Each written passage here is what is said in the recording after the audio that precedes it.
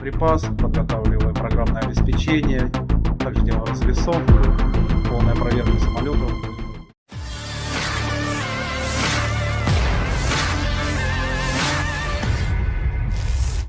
Prajurit Kompi UAV dari Brigade ke-110 dari pasukan ke-51 kelompok pasukan selatan yang bekerja di sektor depan Donetsk sangat menghargai keefektifan drone Chernika 2 yang dikembangkan Rusia. Drone ini disebut mampu terbang pada jarak hingga 100 km. Ada target yang telah dicapai, ada banyak target, peralatan bangunan, ruang galian musuh, semuanya mencapai target tersebut, kata perwira militer Rusia kepada RIA Novosti dikutip Jumat 22 November 2024. Jenis sayap ini dipasok ke unit pasukan Rusia hingga 200 unit per bulan. Suku cadang drone tersebut datang ke Departemen Teknis perusahaan UAV. Mereka dirakit oleh spesialis langsung di zona operasi khusus, tempat mereka menginstal perangkat lunak, memasang muatan, dan melakukan pemeriksaan tempur awal.